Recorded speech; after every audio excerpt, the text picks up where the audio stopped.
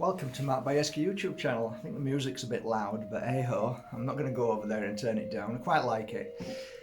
Today we're going to talk about a beautiful crystal, and I was just sat here meditating with two of the pieces, and it just brought back a memory of a lovely young girl. Anyway, maybe I'll tell you about it.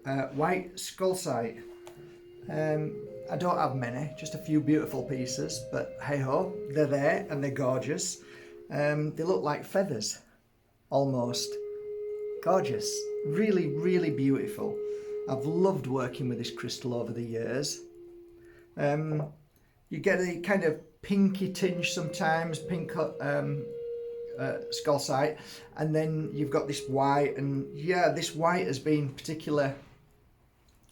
Every time I think about it, it brings back memories of clients that I worked with. And if somebody was to ask me about this crystal on a deeper level, I think it has a double-edged sword. For me, it's got a double-edged sword, and there's a reason for that. And I guess the only way I could tell you is the stories that, if I was to say, over the 12 years constant clients coming up and down the stairs to my little healing room, there was, I mean, it's not rare, it was fairly common for me, but I guess it's rare to most people's understanding. And that was mums and dads being very concerned about their child. And it's a twofold energy really. One where the little girl or boy is in communication with the spirit world. And the other one is where there may be a spirit trapped in between two worlds, that which we call a ghost, apparition, wherever. So I remember a day when a lovely mum came, and I think it was Toracubrada, I think they came from there, and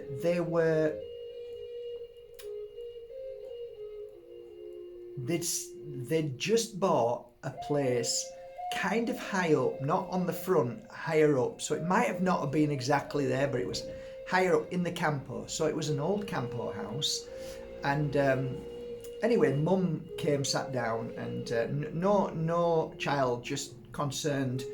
And I think she had a reading and healing, and then she asked me afterwards, I'm a little bit concerned about my daughter who's talking to spirit, and that always kind of caught my attention.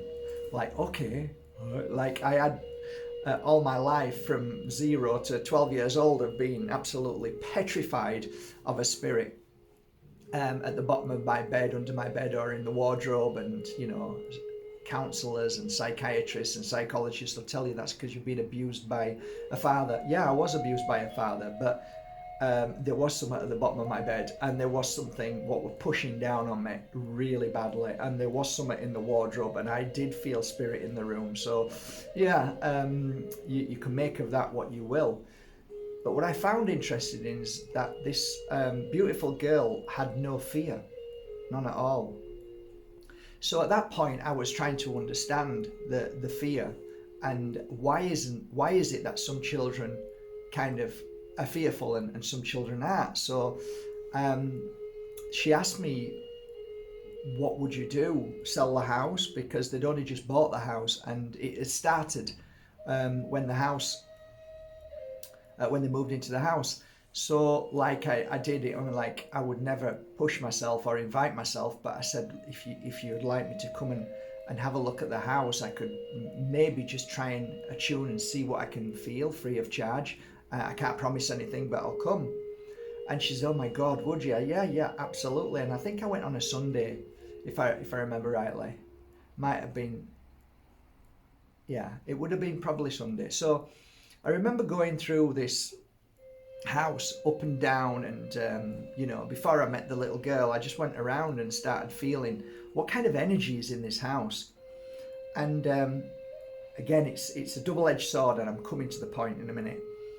So the girl was in a bedroom, and mum brought me in, and my ears popped as soon as I walked into the bedroom, and I said, okay, there's spirit in this room now. And the little girl turned and looked at me and smiled. And I said, can you feel something in the room? And she just went like this. She was kind of like, she didn't know who I was, and just went like this. And then the mum introduced me and said, Mark speaks to the ghosts. And they called them ghosts. She never said anything. And so I sat down and she was playing. And I closed my eyes and tried to attune to the spirit in the room. So first of all, I didn't get this was like, say, grandma coming in and going. It didn't feel like the spirit world. It felt more dense and heavy. So it kind of felt like this is a trapped spirit. So I tried to communicate with the spirit, and it seemed that the spirit was of feminine nature, feminine energy. And it felt, I can't say it was like as much, it's hard to explain. Spirit in denial can be very difficult, but this seemed easier, and I couldn't understand why. And I had approached this before, because normally when I'm in a company of spirit trapped, I have this urge to try and help spirit back into the light. So I said to the mum, is there any fear attached to this? And she said, not at all. In fact, they play together really well. And it felt true. I think, yeah. It wasn't, I know instantly if it's an attachment in the sense of dark energy, demonic, or entity. It wasn't nothing like that. So it was like, this isn't that actual bad. And we sat down then, her and mum, in the kitchen, and we're just having a drink of tea. And I said, well, nothing feels negative. It doesn't feel like the spirit trapped in between two worlds is malicious, vindictive, trying to do anything. In fact, it feels almost like the spirit trapped in between two worlds wants her and likes her and enjoys the company. And I said this, which is kind of strange to me. It's bizarre. And the mum smiled and she said, oh, thank God for that. And I said, you know, I don't see at this moment any danger or anything. And I don't think it's going to cause any long-term trauma or anything. It's just that your daughter has this ability to connect to the spirit in between two worlds. And I said, normally I would clear the spirit, and I can clear it, I think. I'd need a couple of hours, and I'd have to come back another day, and everybody's have to leave the house.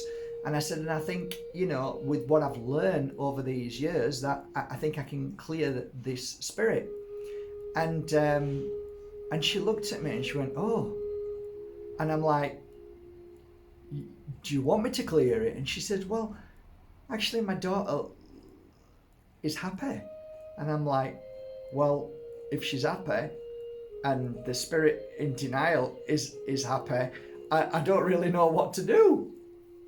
Is the best thing to do is, look, you know, be hard and say, get rid of the spirit. You know, it's got to go back home, or, you know, it's unfair to the spirit, you know, they should go home. And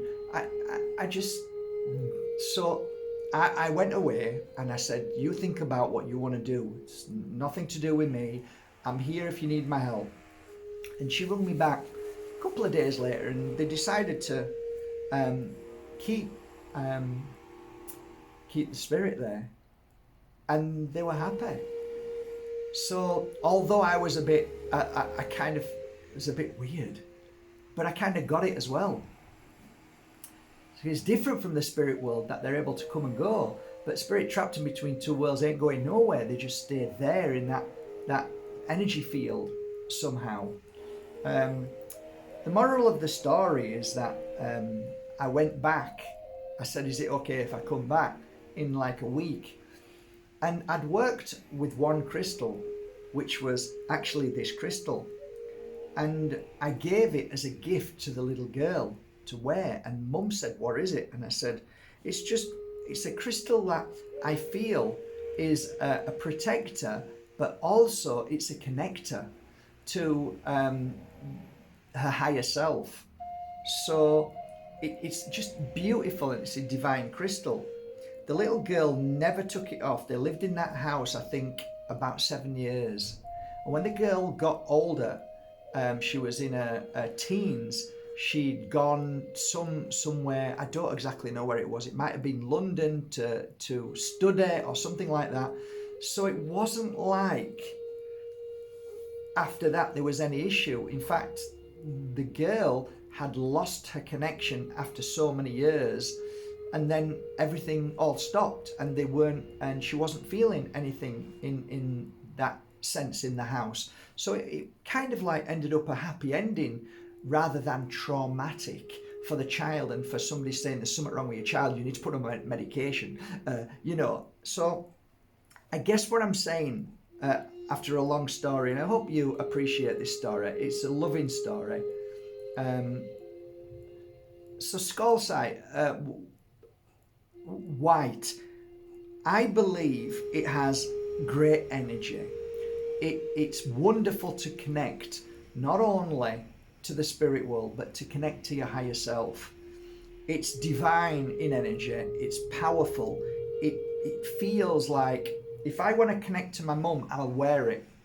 So it's a pure crystal. It's a pure energy, and it's got a really beautiful frequency that calms, that suppresses any trauma or anything that you feel might come out when you're attuning to your family and spirit. Why would you suppress grief? Well, it's not really suppressing. It's just not like, oh, my mum, and then feeling all the bad thoughts. So it keeps you balanced in the company of our spirit world and spirit trapped, I guess.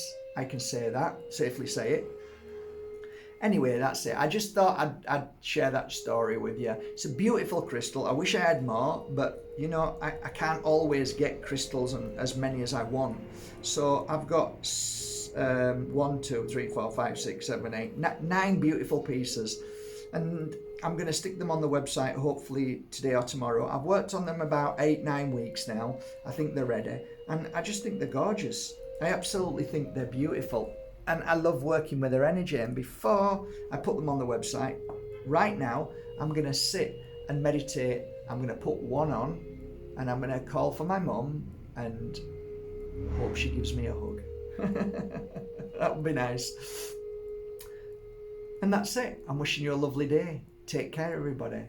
Thank you so much for supporting Bajerski.com and going to my website and buying my authentic crystals, incense and oils, and I truly hope they've made a difference in your life thus far. Take care, guys. Love you all.